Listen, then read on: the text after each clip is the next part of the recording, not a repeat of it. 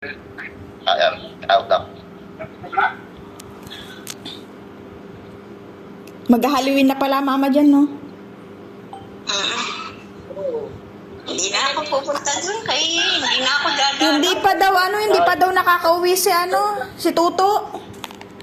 Sabi niya, hindi tayo. Hindi pa nakakauwi. Wala pa daw. Ano nga, sinabi kong trip doon. Alam mo, hindi ipakuha mo na lang yung ano dito. Yung 6:20. mamaya isama mo. Ano na lang, Papa, yung kaya mo lang ang dalahin mo, yung isda, ganun. Iwan mo muna yung Iwan na lang. Hindi mo madadala lahat yan eh. Yung itlog, ipadala mo na lang. Pagyang hapon ko lang. Yung kaya ko lang. Oh, yung kaya mo lang katulad ng isda kasi baka maano. Yung iba lagay mo sa bag mo para hindi ka mabigatan ng sobra. Nice. Ito na naman ako, kaya ito na naman. Marami akong ako. Boss, dali madali na.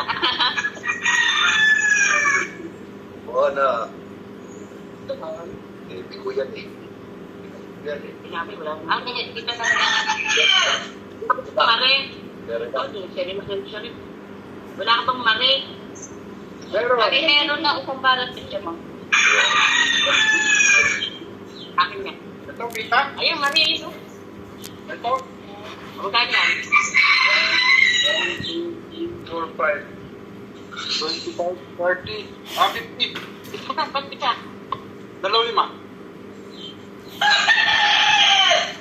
2, 3, 4, 5. 25. That's 25, 50. Lista ko, lista din yan dito.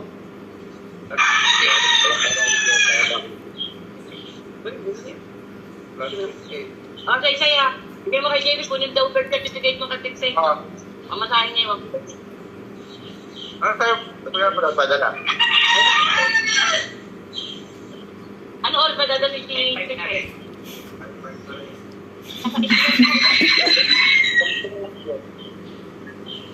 Ano pa?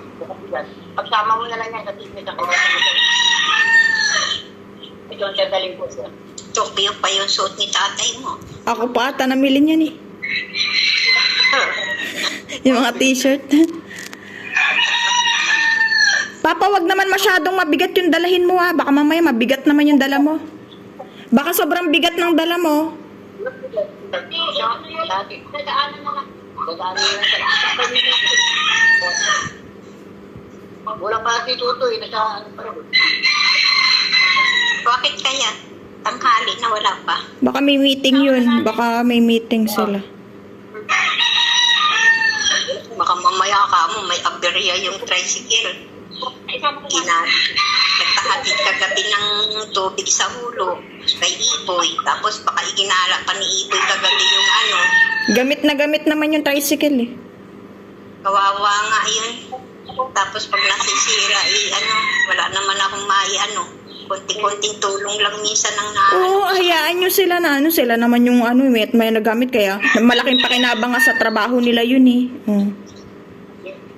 Awa-awa din. Katulad walang pera yun. Wala man ako maibigay sa kanya.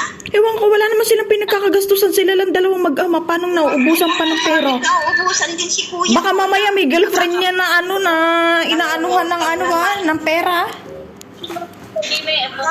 Wala naman akong sa cellphone nga wala eh. Walang ginawa lang yung kundi mag-alaga ng bata eh. Nauubusan pa ng pera.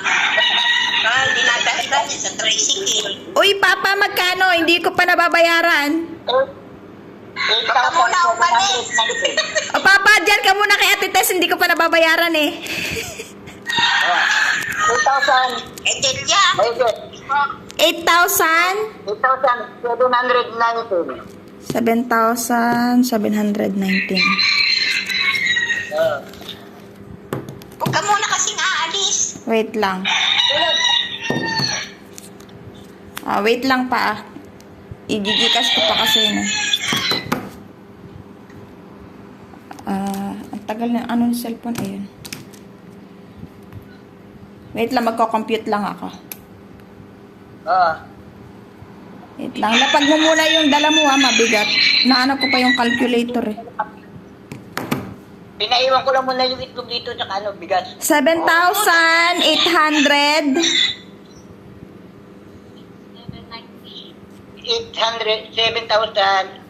Ay, 8,719. Okay. Minus 9,000. Okay. Isisend ko lang. Wait lang. 8,719.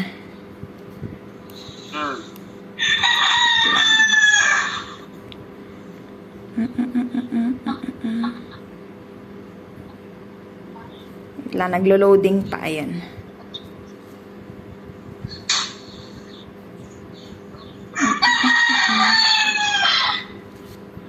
Delia.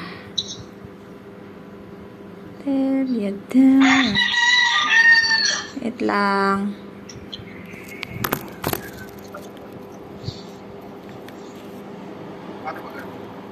Nawala ako, no? Wait lang, Wala. Oh, nagbabayad kasi ako sa GCash, eh.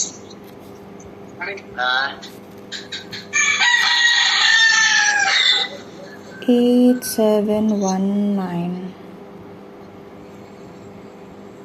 Dahil kasama na yung bigas dyan? Oo, kasama na yun. Kasama na. O, yan, Papa, na-send ko na. Tanong mo nga kay ate, ano kung may na-receive siya. May na-receive ka raw? Okay.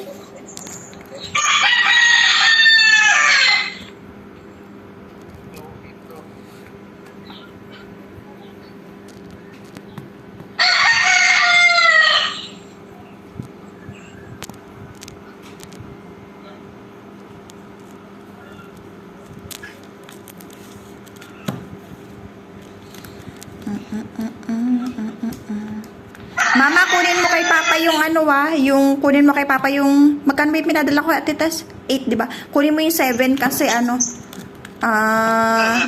ikaw nang bahala sa mga babayaran.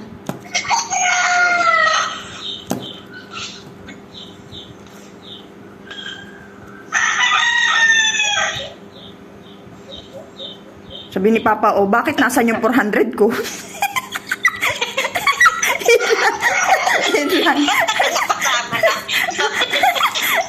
Sige, Papa, kunin mo pala yung 1.5, yung 7.5, bigay mo kay Mama yung 7.5. Ay, tama ba? 7.5? Ay, hindi. 8 lang yun eh. 6. Wait lang. 6.5. Oo, ata 8,000 minus 1.5 ni Papa. O, 6.5. Tapos ibibigay ko na lang sa inyo yung, papabigay ko na lang Mama yung kulang, yung utang ko sa inyo. Bali, ako yung may utang sa inyo, sa yung Bigay mo kay Papa yung 1.5.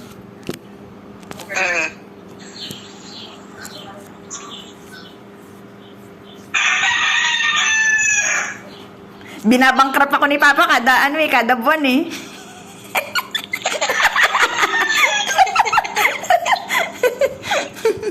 Ibalik na sa akin yung listahan. Magkano lang ang pinayadan ko noon. Oo. Bakit lang 1,000 sa buwan. Kaya sabi ko sa inyo, kung kayo ang magbabudget malaki yung mahahawakan yung pera eh. Bahala kayo. Gusto niyo ako yung nagbabudget eh. Pumasok na raw. Sige. Lakad ka na. Itabi mo na yung cellphone para hindi ka na mahirapan magbitbit. Okay. Sige. Bye-bye.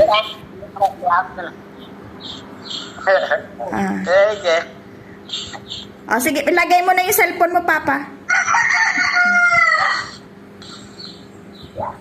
Lalakad na yan si Papa.